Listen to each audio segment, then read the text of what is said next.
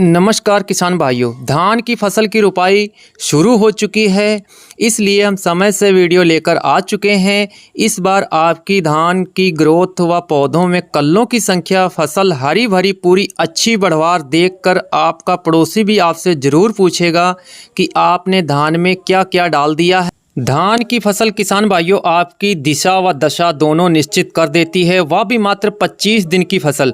बस आपको ध्यान देना है। दिशा व दशा का मतलब मेरा है कि आपकी धान कितना फुटाव, कल्ले अधिक से अधिक संख्या में करेगी और कितनी पैदावार देगी।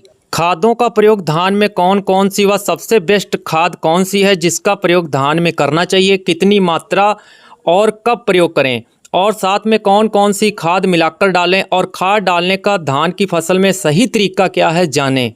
अगर चैनल को सब्सक्राइब नहीं किया है तो प्लीज़ ज़रूर सब्सक्राइब कर लीजिए। पहला पॉइंट हम आप लोगों को बताएंगे जिससे आपकी धान की टॉप ग्रोथ हरी भरी, ज़्यादा से ज़्यादा कल्ले भी बनेंगे, पैदावार तो फिर टॉप की होगी।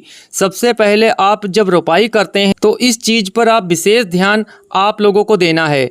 लेबर जब पौधों को ट्रांसप्लांट करे तो पौधों को ज़्यादा गहराई तक ना लगें, लगभग 1 इंच से 1.5 इंच तक पौधे खेत में लेबर से कहकर लगवाएं। लेबर जल्दीबाजी में किसान भाइयों धान के जो पौधे हैं 3 से 4-5 इंच गहरे लगा देती हैं।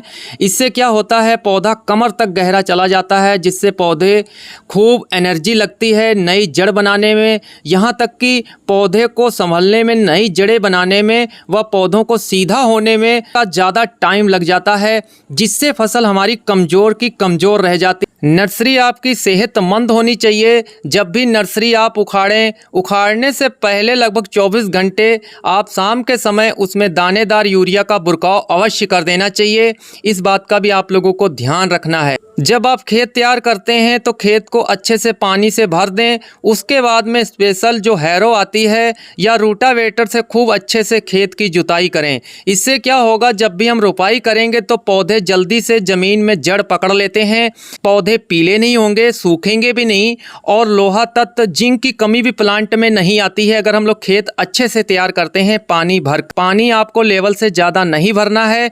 आपके पास गोबर की सड़ी खाद अगर पशुओं की उपलब्ध है तो बहुत सही समय होता है, इसीलिए धान की फसल में गोबर खाद को डाल देना चाहिए।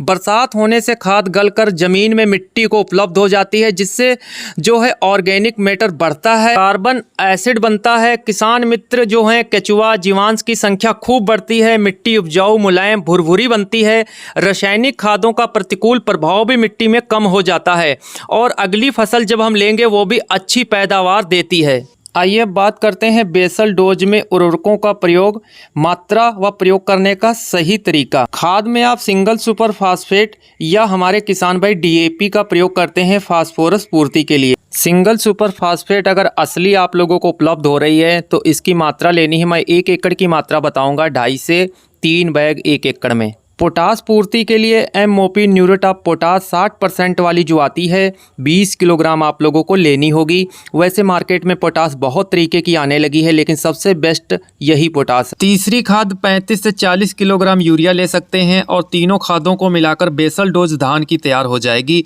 अब इस बेसल डोज को डालने का जो तरीका है, किसान भाई खेत तैयार करने से पहले ही जो है खादों का प्रयोग कर देते हैं। जब भी हम पानी भर के खेत की जुताई करते हैं तो वो खाद जो है काफ़ी नीचे गहरी चली जाती है, जहाँ तक पौधों की जड़ें नहीं पहुँच पाती हैं।